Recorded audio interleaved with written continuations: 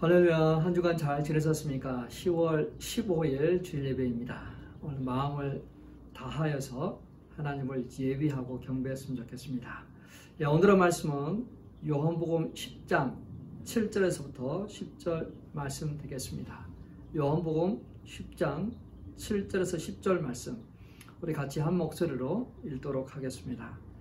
그러므로 예수께서 다시 이르시되 내가 진실로 너에게 말하노니 나는 양의 문이라. 나보다 먼저 온 자는 다 절도요 강도니 양들이 듣지 아니하였느니라. 내가 문이니 누구든지 나로 말미암아 들어가면 구원을 받고 또는 들어가며 나오며 꼴을 얻으리라. 도둑이 오는 것은 도둑질하고 죽이고 멸망시키려는 것뿐이요 내가 온 것은 양으로 생명을 얻게 하고 더 풍성히 얻게 하려는 것이라. 아멘. 오늘은 에고에임이 세 번째 시간입니다. 나는 양의 문이다 라는 제목을 가지고 함께 말씀을 나누도록 하겠습니다. 조선의 수도 한양은 4개의 산으로 둘러 있습니다. 산을 따라서 성벽을 쌓고 그 사이사이에 도성의 문을 달았는데요. 큰 문 4개와 작은 문 4개를 만들었습니다. 도성 안으로 들어오려고 하는 사람들은 반드시 그 문을 통해서만 출입이 가능했습니다. 자, 이 조선 한양은 일본 군대에 의해 침략당합니다. 그리고 식민지가 되고 또 시간이 지나서 이제 도시 계획에 의해서 한양은 새롭게 지어져 갑니다. 그때 많은 그러한 건물들이 또 도성들이 무너졌는데 동대문하고 남대문만 남아 있습니다. 보존된 이유는 우리 문화유산을 지켜주기 위한 것이 아닙니다. 일본이 한양을 침략할 때 동대문과 남대문을 통해서 들어왔어요. 그것을 기념하기 위한 그런 목적도 있다고 합니다.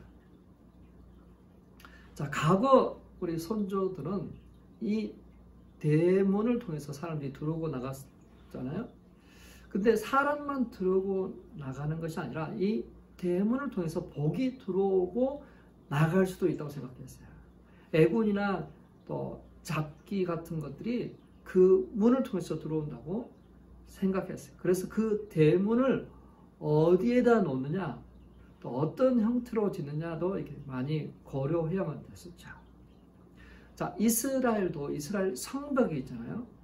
그 성을 중심으로 많은 문이 있는데 그 중에 하나가 바로 양문이라고 합니다. 이 양문은 아주 작은 문입니다. 양문은 희생제사로 바쳐질 양이 들어오는 문이에요. 자, 양문에 대한 기록, 구약 성경에서부터 나옵니다. 바벨론 포로 귀환으로 돌아온 사람들이 첫 번째로 시작한 것은 무너진 성벽을 완공하는 것이에요. 느헤미야서 3장 1절 말씀입니다. 같이 한번 읽어볼게요. 그때 대제사장 엘리야십이 그의 형제 제사장들과 함께 일어나 양문을 건축하여 성벽을 하고 문짝을 달고 또 성벽을 건축하여 한메아 망대에서부터 하네델 망대까지 성별하였고. 자, 여기서 양문이라는 것은 양의 문, 양이 들어오는 그런 문이죠. 대사장과 대제사장 그들이 가장 먼저 공사한 것이 바로 양문이에요. 그러니까 공사가 어디서부터 시작되었냐면 양문에서부터 시작되는 거예요.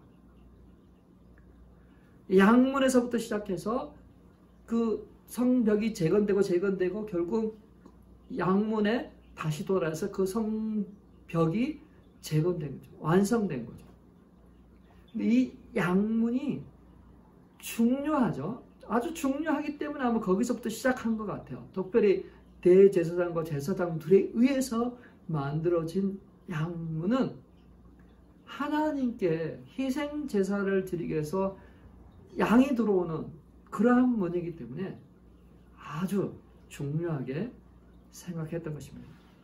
자, 예수님께서 나는 양의 문이다라고 말씀하고 계세요.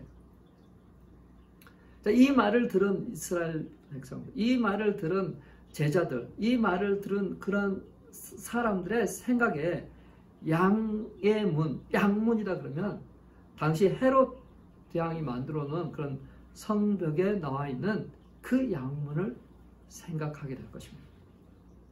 자, 문은 많은 문이 있는데 큰 대문, 소문이 있는데 이 큰 문을 통해서 성전으로 들어가게 되어 있어요.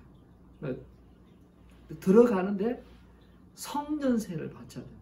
자, 성전세를 바쳐야 되기 때문에 사람들이 경제가 좋을 때는 괜찮았지만 특별히 로마 식민지를 살고 있었을 때 세금을 내야 되고 또 성전세를 내야 되는 어떤 그런 여러 가지 그러한 경제적인 어려움들이 그들에게 부담으로 다가올 수 있어요. 그래서 일반 서민들은 그런 부담으로부터 벗어나기 위해서 큰 문이 아닌 아주 조그만 문, 양이 드나드는 양 희생 제사를 가지고 들어가는 그 양문으로 주로 이용하게 됩니다. 그 문은 아주 작은 문입니다. 근데 예수님께서 나는 양의 문이다 라고 선언하고 있어요. 자, 당시 그 양문으로 딱 들어오면 오른쪽 편으로는 베데스다 연못이 있고 왼쪽 편으로는 성전으로 들어가서 이방인의 뜰이 이렇게 있게 됩니다. 근데 옛날에는 처음 지어졌을 때는 이 베데스다 연못은 사람들이 희생 제물을 가지고 왔었을 때, 오랜 길을 걸어 왔었을 때 흙으로 더럽혀져 있는 그 제물을 깨끗이 씻어내는 그러한 장소였습니다. 근데요, 이 시간이 지나면서 그 용도가 바뀌게 됩니다. 시간이 지나면서 사람들이 점점점 좋은 방법을 고안해내기 시작해요. 자, 이 하나님께 드려줄 희생 제물은 흠이 없어야 돼요. 제사장이 그것을 검사하고 흠이 없는지 봐야만 돼요. 자, 그러다 보니까 시간이 좀 많이 걸리잖아요. 제물을 드렸는데 가서 제사장이 그걸 보이고 흠이 없는지 인정을 받아야 돼요. 근데 시간이 지나면서 점점 시스템이 더 발전하게 되죠. 그래서 그런 기다리는 시간들을 최소화하기 위해서 미리 제사장들이 그 흠이 없는 제물들을 미리 갖다 놓게 돼요. 준비시켜 놓는 거죠. 미리 다 확인해서 흠이 없는 양과 염소들을 대기하게 되고, 사람들은 그 희생 제물을 가져오기보다는 그냥 가볍게 와서 그곳에 와서 환전을 하고 성전세를 내고 또 제물을 구입하는 방식으로 그렇게 시간이 단축되고 편리해졌어요. 자, 그러다 보니까 좋은 쪽에서는 시간이 많이 세이브됐지만 다른 면에서는 점점점 성전이 장사하는 사람, 그런 쪽으로 점점 더 활발해지기 시작해요. 사람들이 욕심을 내기 시작해요. 그 안에 어떤 그런 환전을 하거나 재물을 팔 수 있는 어떤 그런 것을 할 수 있는 퍼밋을 받거나 아니면 또 좋은 장소를 갖기 위해서 성전을 관리하는 대제사장, 제사장들에게 점점점 더 힘이 실려지게 됩니다. 자, 그러니까 예수님께서 그런 성전을 보시고 화를 내셨죠. 장사하는 것, 강도의 소굴로 만들어 놓았다. 그래서 그곳에 장사하는 사람들 상을 엎으시고 채찍으로 하시고 막 그렇게 하신 것이잖아요. 근데 예수님께서 이 부분이 꼭 필요한 것이었지만 또 인간들은 자신들의 기득권을 갖고 있는 사람들이 보기에는 아주 민감한 부분을 건드리게 되는 것이죠. 자, 근데 예수님께서 나는 양의 문이다라고 선언하셨어요. 자, 양의 문으로 들어와서 오른쪽 께는 베데스다의 못이 있어요. 근데 그곳에 38년 된 병자가 있었다고 나오죠. 이 38년 된 병자는 그 연못이 움직일 때, 천사가 내려와 그 연못이 움직일 때 가장 먼저 들어가면 병이 고친다. 그 소망을 가지고 기다리고 있는데 매번 기회가 올 때마다 다른 사람이 먼저 들어가는 거예요. 자기를 도와줘서 들어가게 하기보다는 다른 사람들이 먼저 들어가기 때문에 자신은 병을 고치지 못해요. 그러나 언젠가는 자기가 들어갈 것이라는 희망을 가지고 그곳에 누워있는 환자가 있었어요.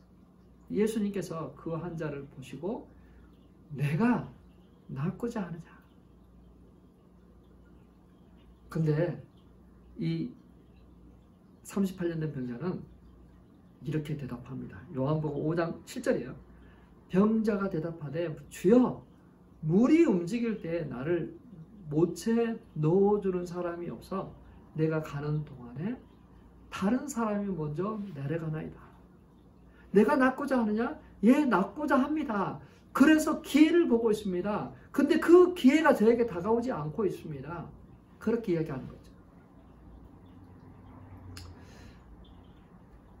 근데 한번 생각해 보세요. 바로 성전이 그곳에 있는데 바로 성전에 붙어있는 그 베데스다 못에 미신이 존재하는 거예요. 아니 천사가 내려와서 물을 터치하면 그곳에 들어가고 병이 낫는다는 게 성경에 어디 있나요? 없는 거예요. 아니 그 성전에 가까운 그 베데스다 그곳에 미신이 존재하고 사람들이 그 미신적인 것에 자신의 어떤 구원과 병 고침을 바라고 소망하고 있어요. 참으로 놀라웠지 않습니까? 오늘날도 그럴지도 모르겠어요. 오늘날도 교회를 다니지만 여전히 어떤 미신적인 것에 자신의 희망과 소망을 두고 살아가고 있는 사람이 있을 수도 있겠다는 거죠. 자, 오른쪽 편에는 이렇게 미신을 통해서 구원을 받으려고 하는 사람이 있고, 그럼 왼쪽에 양문을 통해서 들어와서 성전이 있는데 왼쪽 편에 있는 사람들은 무엇이든지 다 돈을 지불해야만 됐었어요. 성전세를 내야만 됐었어요. 희생 제물을 구입해야만 됐었어요. 아니 병을 고치는데, 아니 하나님께 예배를 드리는데, 아니 구원을 얻고자 하는데 다 돈이 있어야만 됐다는 거죠. 그러니까 구원을 돈으로 살려고 하는 사람들, 또 돈으로 사람들의 어떤 가치를 매기는 그러한 제사장들이 그곳에 있었던 거야. 자, 양문으로 들어왔지만 한쪽은 미신의 지배를 받고 한쪽은 돈으로 구원을 살려고 하는 그러한 모양새가 되버립니다. 그러한 사람들에게 예수님께서 선언하세요. 나는 양의 문이다 라고 하고 있어요. 이 양의 문으로 들어온 자는 구원을 얻고 들어오고 나가면 꼴을 얻으리라 라고 말씀하신 거죠. 예수 그리스도는 구원의 문입니다. 산 정상이 있으면 그 산 정상으로 올라가는 길이 여럿 있습니다. 시간이 걸리지만 빙빙빙 돌아서 가는 길이 있습니다. 경사가 아주 심하지만 아주 짧게 올라가는 길이 있어요. 어떤 길은 오래되어서 아주 뚜렷한 길이 있습니다.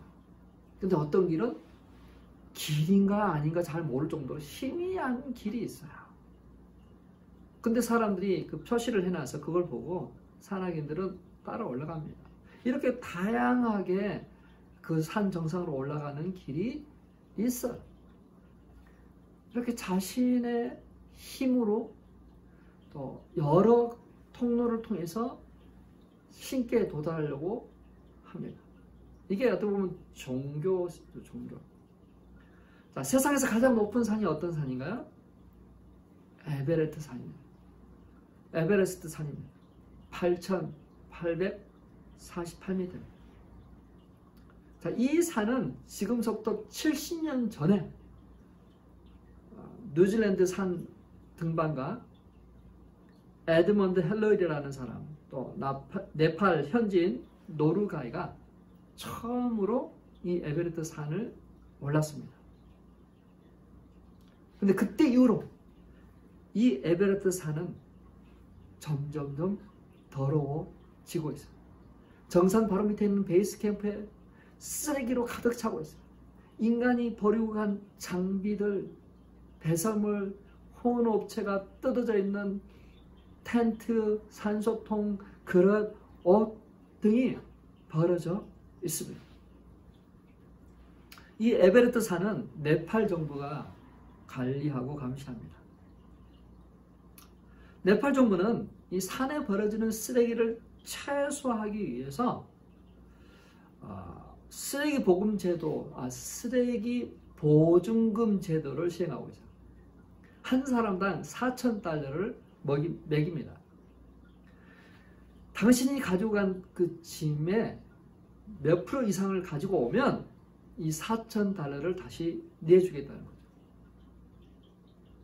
근데 사람들이 올라가기 전에는 그래 반드시 다 가지고 와서 4,000불을 돌려받겠다고 생각하지만 막상 등반해 보면 오랜 시간 동안 등반해서 지치고 피곤해서, 그리고 내려올 때는 조금이라도 그 짐을 돌고자 하는 마음에 사람들이 자신이 가지고 간 그 소중한 장비들을, 그 소중한 것들을 그곳에 버려두고 오게 되는. 그래서 그 캠프에는 쓰레기들로 가득 차요. 지난해 그 쓰레기들을 수거했는데 얼마나 수거했는지 아세요? 33톤의 쓰레기를 수거했어요. 매년 치워도 또 쌓이고 쌓이는 게 쓰레기. 쓰레기만 채워지는 게 아니에요. 죽은 사체도 쌓여나요. 사람들이 죽어. 올해는 벌써 최악의 사망자가 나옵니다. 벌써 20명이 죽었다고 합니다. 많은 사람들이 그 최고봉에 올라가겠다라는 그러한 생각에 올라가서 죽어 내려오지 못합니다. 자, 이 쓰레기가 쌓이고 사망자 수가 늘어난 주요 원인은 뭐냐면 너무 많은 사람에게 등반 허가증을 내주기 때문에. 그러니까 2023년 올해만 해도 벌써 이렇게 추정 다 하면 약 900명의 사람들이 그 에베레스트 산에 오르게 될 것입니다. 잘 훈련된 등반자들이 올라야 됩니다. 그래서 추위를 견디고 바람을 견디고 기압을 이겨내고 예기치 못한 상황들을 잘 버텨낼 수 있는 사람들이 올라가야 되는데, 그 중에는 훈련되지 않은 아마추어도 섞여 올라갑니다. 너무 많은 사람들이 올라가다 보니까 그 올라가는데 트래픽이 걸려요. 그러니까 추워서 지쳐서 죽어가는 거예요. 그렇다면 질문을 드렸어요. 아니, 왜 이렇게 많은 사람들이 올라가도록 합니까? 적당하게 좀 인원을 좀 컨트롤하면 되는데 왜일까요? 한 사람이 거기에 올라가도록 허가를 받는데 한 명당 15,000달러가 들어갑니다. 그냥 올라가는 게 아니에요. 돈을 내고 올라가는 거죠. 자, 15,000달러를 봅니다. 네팔 정부가 15,000달러를 한 사람에게 수수료를 받습니다. 돈이 어마어마하죠. 그러니까 네팔 정부는 더 많은 사람들에게 허가를 줘서 더 수입을 많이 얻는 거죠. 사람을 살리고 사람의 안전을 더 생각하기보다는 욕심이 잉태하여 죄를 낳는 거예요. 사람을 살리는 것보다 돈을 더 버는 데 목적이 있게 되는 거예요. 자, 38년 된 병자, 일어나 내 자리를 들고 걸어가라. 예수님이 말씀을 선언하시고 그 38년 된 병자는 일어나서 자리를 두고 걸어갑니다. 얼마나 기뻤을까요? 38년 동안 누워 있었잖아요. 정말 환한 얼굴로 와, 내가 지금 걷고 있구나. 내가 나았구나. 이 기쁨을 가지고 지금 걸어가고 있어요. 모두가 다 이 사람을 보고 놀라지 않겠어요? 근데 어떤 사람들은 병 나은 그 사람의 기쁨에 동참하지 못하고 지금 안식일인데 지금 저 자리를 들고 걸어가고 있네? 구원에 관심이 없고 그들이 정한 규칙을 어기고 있는 것에 지금 마음이 불편한 거예요. 아니, 안식일을 어기다니. 예수님은 그러한 자들을 다음과 같이 평가합니다. 화 있을진저 외식하는 서기관들과 바리새인들이여, 너희는 천국 문을 사람들 앞에서 닫고 너희도 들어가지 않고 들어가러 가는 사람도 들어가지 못하게 하는도다. 자, 그들은 성경을 읽고 연구하고 가르칩니다. 모세의 자리에서 율법을 가르치는 자리에 있습니다.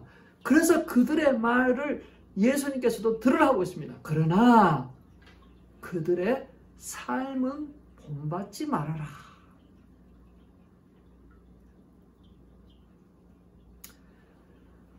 자, 천국문을 지키는 문지기가 있습니다. 내가 천국문 앞에 도달했다고 생각해 보세요. 근데 이러한 질문을 받습니다. 내가 너를 천국에 들여보내야 될 이유가 뭐냐? 근거가 무엇이라고 생각하느냐? 그렇게 질문을 받았다면 무엇이라고 대답하시겠어요? 평생 교회 다녔습니다. 평생 주의 말씀을 지켰습니다. 좋은 일 많이 했어요. 착하게 살았어요. 남에게 피해 주지 않는 인생 살았으니 언제나 감사하며 살았습니다. 11절을 평생 했어요. 자, 과연 이러한 것들이 천국에 들어갈 만한 결정적인 이유인가요? 자, 이 모든 것의 주체는 다 나입니다. 나의 행위예요, 행위. 그렇죠?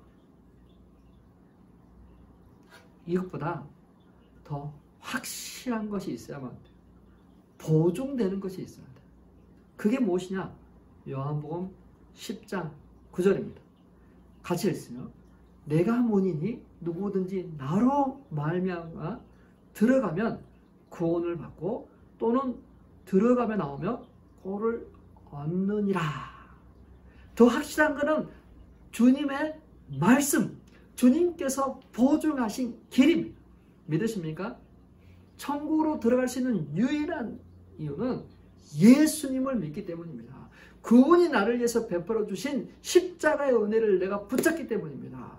내가 그래서 천국에 들어갈 수 있습니다. 나는 죄인이고 자격이 없지만 그러나 주님께서 나를 위해서 대신 십자가에 죽으시고 부활하셔서 그 이름을 믿는 나에게 영생을 주시고 천국에 들어가게 하셨습니다. 할렐루야. 자, 양문 양쪽으로 한쪽은 미신의 체기를 둔 구원, 한쪽은 돈으로 자신의 행위와 노력으로 얻으려고 하는 그러한 구원을 채워하고 있는 사람들에게 예수님께서는 선언하십니다. 내가 문이니 나로 말미암아 들어가면 구원을 얻을 것이다. 주님은 생명을 주고 복을 주시기 위해 이 땅에 오셨습니다. 제가 세상에 들어오면서 사망이 들어왔습니다. 로마서 5장 12절입니다. 같이 있습니다. 이러므로 한 사람으로 말미암아 죄가 세상에 들어오고 죄로 말미암아 사망이 들어왔나니 이와 같이 모든 사람이 죄를 지었으므로 사망이 모든 사람에게 이르렀느니라. 근데 예수님께서 생명을 주시러 오셨어요. 생명을 우리에게 주셨습니다. 도둑이 오는 것은 도둑질하고 훔치고 파괴하고 멸망시키기 위한 것이에요. 도적은 자신의 목적과 유익을 먼저 생각합니다. 요즘 마켓에 가면 열쇠가 채워진 진열정들이 보이기 시작해요. 왜 그럴까? 그거는 사회적 현상이에요. 요즘 한참 막 떼강도가 나오고 절도범들 막 치솟고 있잖아요. 이거 샌디에고는 괜찮아요. 근데 LA나 샌프란시스코는 지금 심각합니다. 도둑이 눈앞에서 그냥 약탈해가는 거예요. 절도, 강도, 범죄 행위가 무서울 정도로 지금 늘고 있어요. 그래서 그곳에 있는 백화점, 유명매장, 타겟, 스타벅스 문을 닫고 있습니다. 도저히 안전하게 판매를 할 수가 없는 거예요. 도둑 피해가 너무 심각해서 차라리 없애는 게 더 낫다라고 판단한 거죠.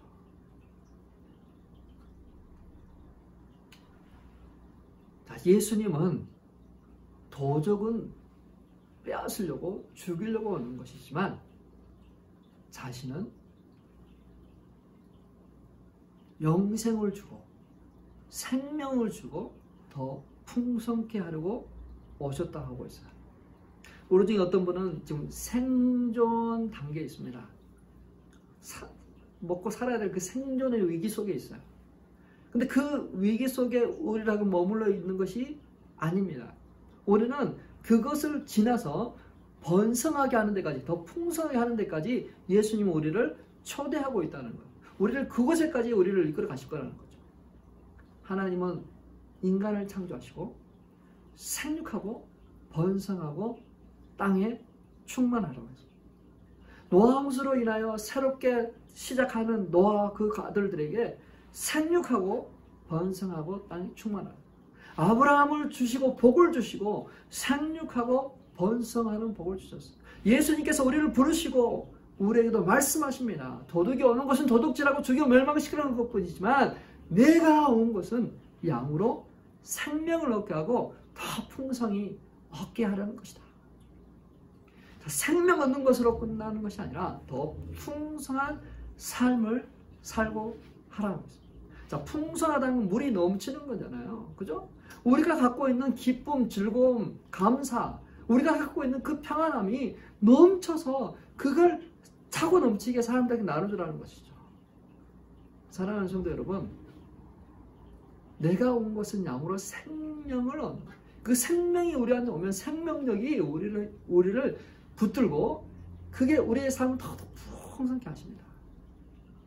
물질로만 누릴 수 없는, 아무리 갖고 있어도 누릴 수 없는 것이 있어요. 그것이 바로 생명, 더 풍성케 하는.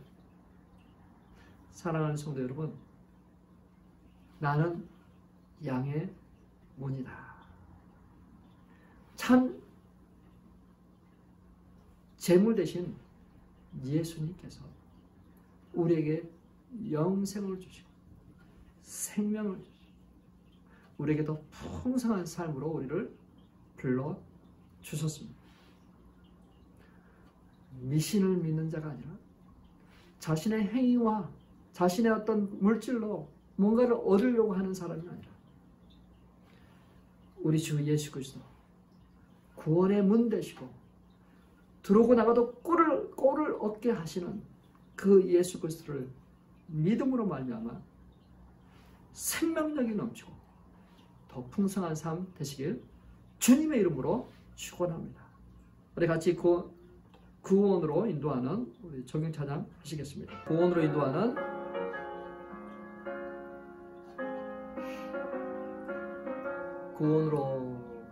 구원으로 인도하는 그 문은 참 좁으며 생명으로 인도하는 그 길은 참 험하니 우리 몸에 있는 그 더러운 죄짐을 하나 없이 벗어놓고 힘써서 들어갑시다. 구원으로 인도하는 그 좁은 문 들어가 영생으로 인도하는 그 생명길 갑시다. 이 세상에 많은 사람 큰 문으로 들어가 넓은 길로 갈지라도 멸망으로 끝나니 세상 헛된 부귀영화 모두 내어버리고 주의 말씀 순종하여 그 생명길로 갑시다. 구원으로 인도하는 그 좁은 문 들어가 영생으로 인도하는 그 생명길 갑시다. 구원의 문 열렸으니 주의 공로 힘입어 주저 말고 들어가서 생명길로 갑시다. 구원의 문 닫힌 후에 들어가고 싶으나 한 번 닫힌 구원의 문 또 열려지지 않으리. 구원으로 인도하는 그 좁은 문 들어가 영생으로 인도하는 그 생명길 갑시다. 아멘. 아멘. 그 생명길로 갑시다. 좀 예수 그리스도를 꼭 믿는 저와 우리 성도님 되시길 바랍니다. 우리 말씀 기억하시면서 같이 기도하도록 하겠습니다. 나는 생명의 양의 문이다 라고 말씀하셨습니다. 우리가 이 구원에 대해서 계속 우리가 하고 있습니다. 이럴 때 우리가 다시 한번 우리 자신들을 점검하고 구원의 확신, 또 용서의 확신, 제3의 확신을 갖고 주님 앞에 나가는, 그래서 풍성한 삶이 되는 저와 우리 성도들 되시길 바랍니다. 우리 말씀 기억하시면서 성령님께서 우리 마음을 진단하시고 또 양의 문 대신 그 주님을 믿고 생명을 얻고 풍성을 얻게 해달라. 그것도 위해서 같이 기도합니다. 하나님 아버지 감사합니다. 이 시간 말씀을 듣는 모든 자 위에 주께서 은혜와 은혜를 더하여 주셔서 말씀이 기억되게 해주시고 그 말씀을 한 포인트를 붙잡게 하셔서 적용하고 나가도록 인도하여 주십시오. 하나님, 주님께서 우리에게 말씀하셔서 나는 양의 문이다. 참 희생 제물, 단번에 영원한 완전한 희생 제물이 되셔서 하나님께서 우리에게 구원을 주시고 생명을 주시고 더 풍성히 누리도록 하셨습니다. 하나님, 미신에 사로잡히고 자신의 율법과 행위에 사로잡히는 사람들에게 내가 양의 문이다 선언하심으로 말미암아 사람들이 예수 그리스도를 바라보고 예수 그리스도를 믿고 구원 얻도록 하셨습니다. 하나님, 혹이라도 우리 중에 아직 구원의 확신이 없고 천국문 앞에 도달했을 때 내가 무엇을 말할까 고민하는 자가 있다면 예수 그리스도 그분을 의지하여 천국 앞에 담대히 가도록 인도하시기를 원합니다. 그것이 바로 은혜의 복음, 나를 붙잡는 것이야, 나를 바라보는 것이야, 나의 신념을 의지하는 것이야, 나의 어떤 그런 행위를 의지하고 공로를 의지하는 것이 아니야. 바로 예수 그리스도를 의지하고 예수 그리스도의 공로를 붙잡고 나아가는 것이 바로 믿음이고 바로 천국 앞에 이르는 길입니다. 주님 붙드시고 이끄시고 주장하셔서 또 주님 앞에 나와 예배하는 신령들마다 하나님의 나라 임하게 해주시고 생명을 얻고 더 풍성히 누리는 삶 되도록 인도하여 주십시오.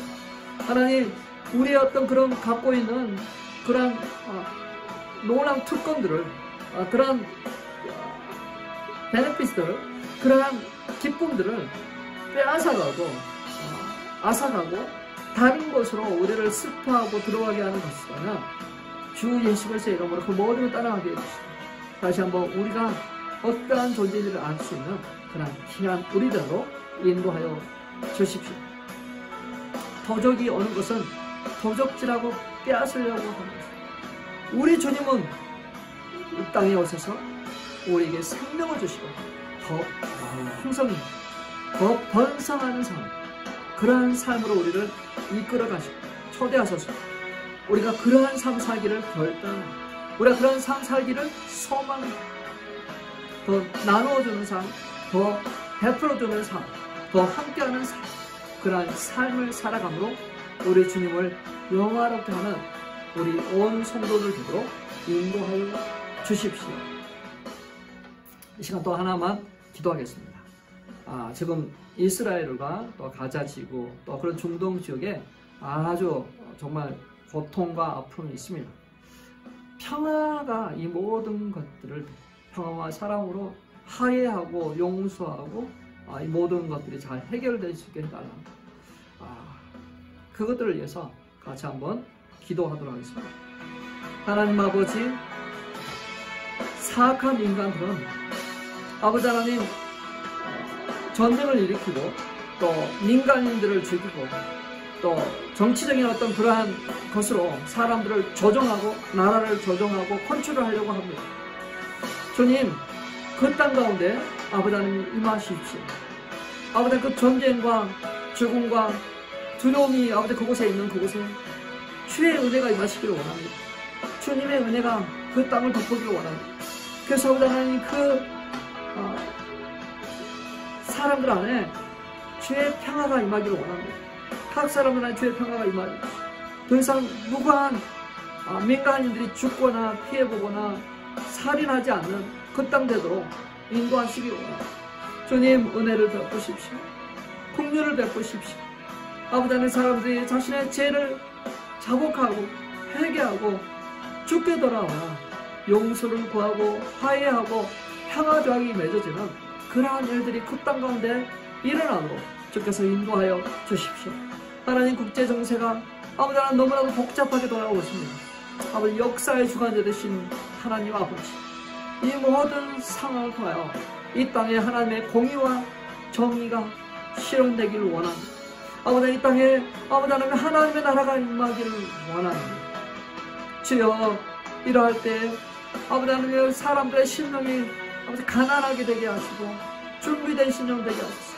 주께 돌아와 주의 이름을 부르며 주께 아버지 은혜를 구하는 자 많아지도록 주께서 인도하시기를 원합니다.